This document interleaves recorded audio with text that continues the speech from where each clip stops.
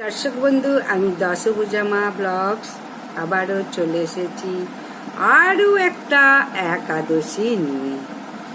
আষাঢ় মাসে শুক্লপক্ষে একাদশীর নাম কি? এই একাদশীর নাম কেন এরকম হলো? কবে পালন করব এই একাদশী? এই একাদশীর মাহাত্ম্য কি এবং এই একাদশী পালনের সময় কি? তাহলে এই সমস্ত প্রশ্নের উত্তর আজকের ভিডিওতে বলবো।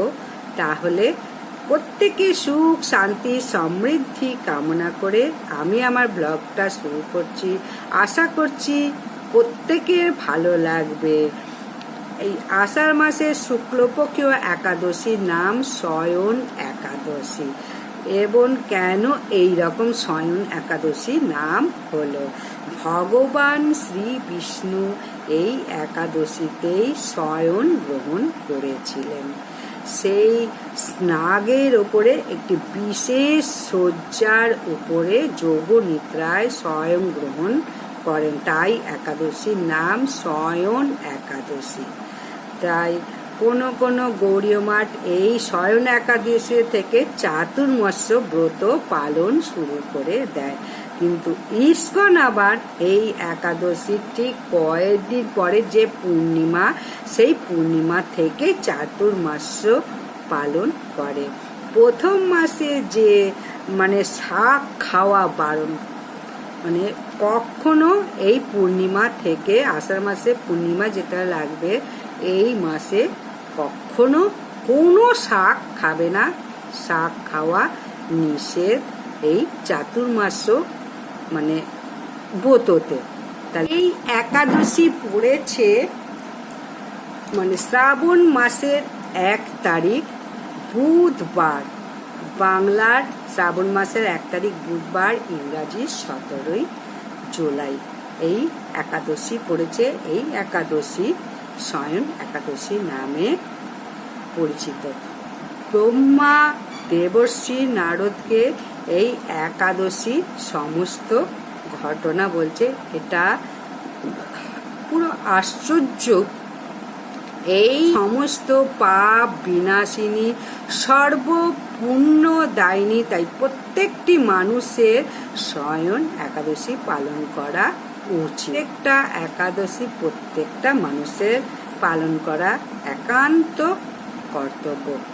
আমরা এই ভগবান শ্রীকৃষ্ণ সত্য কাহিনী উল্লেখ করেন, এখানেও কিন্তু কোনো ব্যতিক্রম হয়নি। একটি আশ্চর্য পৌরাণিক কাহিনীর কথা ভগবান উল্লেখ করলেন যুধিষ্ঠিরকে। অনেক আগে মানধাতা নামে এক রাজা ছিলেন। আমরা মাঝে মাঝে বলি কোন মানধাতা আমলে মানুষ, এরকম তো আমরা বলে থাকি। সেই মানধাতা রাজা, আমরা কথার মধ্যে যেসব শব্দগুলো বলে থাকি, এই কথাগুলোই অনেক পুরাণে একটি চরিত্রের নাম। এর থেকেই বোঝা যাচ্ছে কাল্পনিক চরিত্র নয়, এটা এক সময় সত্য কাহিনী ছিল বা ঘটেছিল। এই সমস্ত কিছু ঘটেছিল, তাই আমরা দৃঢ় বিশ্বাস সহকারে এই পৌরাণিক কাহিনীগুলো আমরা গ্রহণ করে থাকি। সেই মানধাতা ছিলেন একজন পরম বিষ্ণু ভক্ত এবং প্রজাদের আদর্শ রাজা। তা সারা রাজ্য পরিচালনা করতেন ধর্মের ন্যায় নিয়ে। তাই প্রত্যেকে রাজা প্রজা ধর্ম মেনে চলতেন এবং ভগবানকে ভক্তি করতেন। তাই তিনি তার রাজ্য একটা রাম রাজ্যে পরিণত হয়েছিল। কোনো দুর্ভিক্ষ ছিল না, মহামারী ছিল না, খাদ্যাভাব ছিল না। সকলেই রাজা প্রজা সুখে শান্তিতে বাস করত। রাজাও খুশি, প্রজাও খুশি, সুখে শান্তিতে বাস করত। কিন্তু আমাদের রাজ্যে বা আমাদের দেশে রাজাও খুশি না, প্রজাও খুশি না। রাজা শুধু নিজেই খুশি। ভগবানের সেবা করা, পুজো করা, সমস্ত কিছু ভুলে গেছে। তাই কোথাও শান্তি নেই আমাদের এখন বর্তমানে। তাই প্রধান কাজে চলে আসি। মানধাত্তা আমলে সুখ শান্তি সমস্ত কিছু ছিল, আগেই বলছি, কিন্তু এখন মাসের পর মাস অনাবৃষ্টি, এক ফোঁটা বৃষ্টি নেই, কোথাও আবার মানে প্রচুর বৃষ্টি নেই, মাঠে খাঁ করছে, কোনো ফসল নেই, সবুজের লেশ নেই। তারপরে শস্য, ধান, গম, যব যদি না হয় তাহলে মানুষ কি খাবে? সারা রাজ্যে দুর্ভিক্ষ, কড়া ছায়া নেমে এসেছে। সকল প্রজাগণ ভাবতে লাগলেন যে কি এমন হলেন, আমরা তো সবাই ধর্মের পথেই আছি, ধর্ম মেনে চলি, সর্বোপরি আমাদের রাজা মানধাতা তিনি পরম বিষ্ণু ভক্ত, তাহলে কি এমন ঘটলো যে আমাদের প্রকৃতি এত রুষ্ট হয়ে গেলেন আমাদের প্রতি? ফসল নেই, খাবার নেই, চারিদিকে হাহাকার, এমনকি যজ্ঞ পর্যন্ত বন্ধ হয়ে গেল। যেটা যজ্ঞ হয়, পূজা অর্চনা করা হয়, সেটা কে করবে? পেটের জ্বালায় হাহাকার হচ্ছে। তখন প্রজারা এসে তাদের প্রীতিসম রাজাকে বললেন, হে রাজামশাই, আপনি দয়া করে অনুসন্ধান করে দেখুন, নিশ্চয়ই কোনো একটা বড় গোলযোগ হয়েছে, হয়তো কোনো একটা ভয়ঙ্কর পাপকাণ্ড হয়েছে, তাই প্রকৃতি আমাদের উপর এত বিরূপ বা এত রুষ্ট। রাজামশাই তো ভীষণ বিচক্ষণ, তিনি প্রজাদের কথা বুঝতে পারলেন এবং প্রজারা বললেন যে, হে রাজন, ভগবান বিষ্ণু শয়ন করেন, জলে শয়ন করে, জলের অপর নাম নাগ, তাই বিষ্ণুকে বলা হয় নারায়ণ। ভগবান বিষ্ণু মেঘ রূপে সারা রাজ্যে বাড়ি বর্ষণ করেন, তার ফলে বর্ষার সৃষ্টি হয়। সেই বর্ষার জল পেয়ে মাঠে শস্য উৎপন্ন হয়, সবুজে সবুজ হয়ে যায়, সেই শস্যকে জীবন ধারণ করা হয়। কিন্তু বর্তমানে কি, না আছে জল, না আছে শস্য, আমরা বাঁচবো কি করে?